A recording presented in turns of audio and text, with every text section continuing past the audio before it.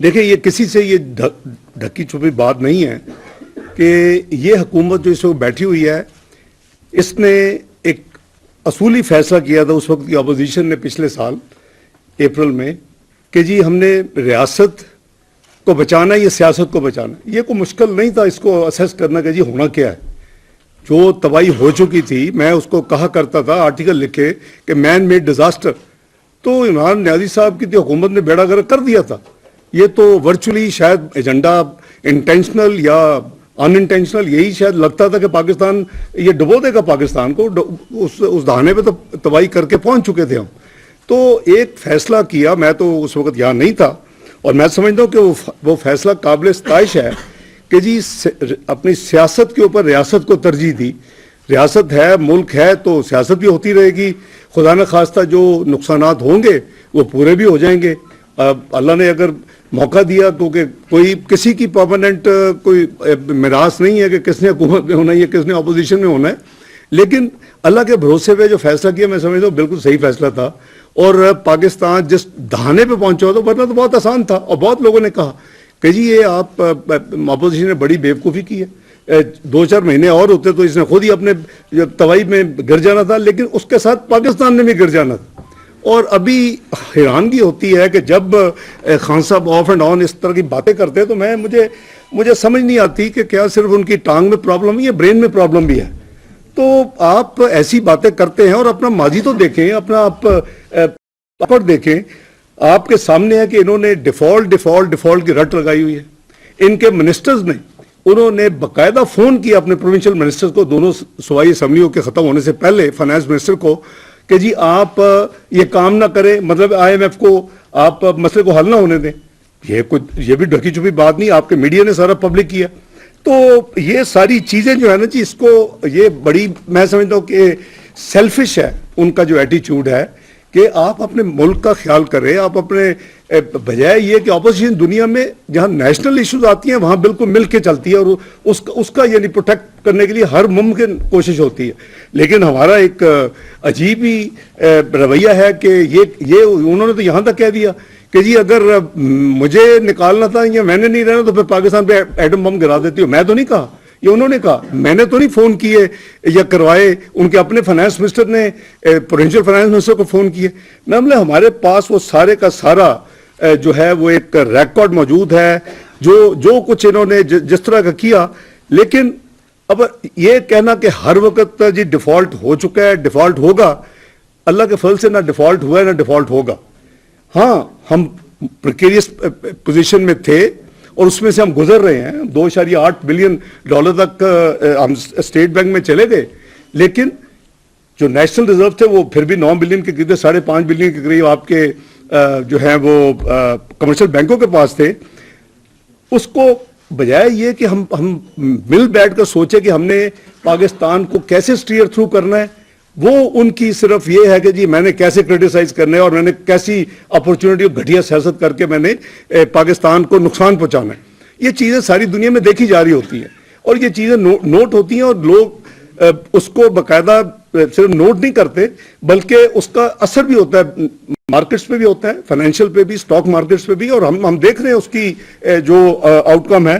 تو میں سمجھتا ہوں کہ میں ذرا آپ کے ساتھ تھوڑے سے دوبارہ ذرا ریویو کر لوں کچھ نمبرز, تاکہ آپ کو بھی تھوڑا سا ریفریش ہو جائیں گے آپ بھی, اور ذرا ان کی پرفارمنس بھی سامنے آ جائے گی.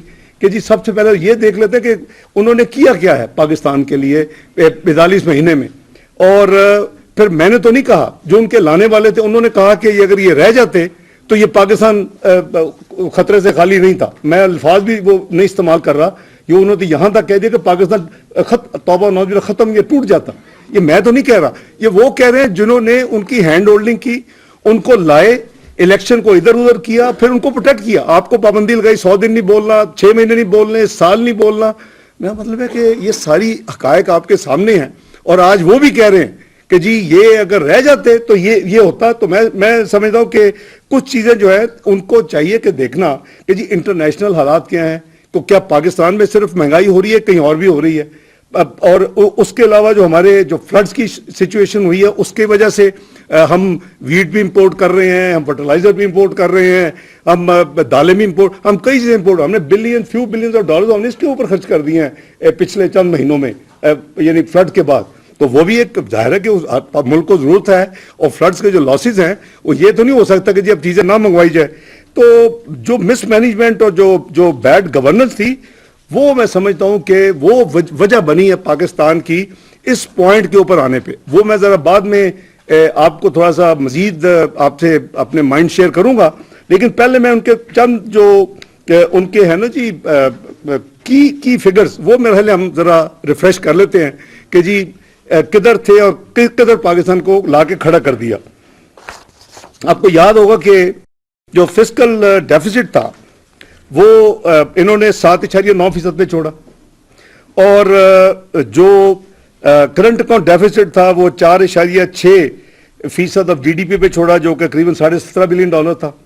جو ٹریڈ ڈیفیسٹ تھا وہ قریباً $39.7 بلین پہ انہوں نے چھوڑا. یہ ایک حقائق ہے جو کوئی ڈینائی نہیں کر سکتا, نہ خان صاحب ڈینائی کر سکتا, نہ ہم میں سے کوئی ڈینائی کر سکتا ہے. ہاں یہ بات ضروری ہے کہ یعنی جو پرفارمنس تھی اور جو انڈیکیٹرز تھے, وہ اگر آپ 2013 کے انڈیکیٹر دیکھیں گے اور 2018 سے کمپیئر کریں گے تو پاکستان کسی اور جگہ پہ کھڑا, اور آج ہم کسی اور جگہ پہ کھڑے ہیں. یہ ہم نے یہ جو ایک سائیکل گزارے ہیں 2013-18 کا, 20 سے 18-22 کا, اور اب جو اس میں سے گزر رہے ہیں یہ اسی کی جو ہے باقیات میں سے گزر رہے ہیں, اسی کے تباہی کے جو کنٹینیوٹی اس کو روک کے یا اس کو کم کر کے اس میں سے گزر رہے ہیں. تو اسی طرح جو آپ کی GDP گروتھ ہے جو کسی بھی ملک کے لیے سب سے زیادہ ضروری ہے, اور اسی سے آپ کی خوشحالی ہوتی ہے, اسی سے آپ کی ترقیاتی کام چلتے ہیں, اسی سے آپ کے لوگوں کو روزگار ملتا ہے, اسی آپ کی فی کا سامنے ہوتی ہے. انہوں نے کیا کیا, وہ بہت کہہ دیا میں نے تو بہت ہائی GDP گروتھ چھوڑی. او بھائی جان, ہماری ایوریج جو تھی 5 سال کی 4.7% تھی. نمبر آپ کے پاس ہے, اکنامک سروے آپ کے پاس ہے, یو ہیو این ایکسس. اور آپ کی جو ایوریج ہے, حالانکہ لو بیس کے اوپر آپ نے جب 51 بلین تباہی کی GDP کی ایک سال میں ڈالر کی, تو اس کے نتیجے میں آپ کا پھر بیس لائن ہوئی تو وہ اس کو بھی چھوڑے, سمپل ایوریج نکال لیں. ان کی 3.5 ہے بھائی, 4.7% GDP گروتھ ایوریج ایک گورنمنٹ کی اچھی ہے, یا 3.5 آپ کہتے ہیں یہ گورنمنٹ تباہی کر رہی. اسی طرح آپ ان کی جو یعنی دیکھیں گے کہ ان کے ٹینیور میں ایک 26 بلین کی GDP میں گروتھ ہوئی ہے, $26 بلین کی بات کر رہا ہوں. اور 5 سال میں PMLN کے جو 2008-13 تھے اس میں $112 بلین کی گروتھ تھی.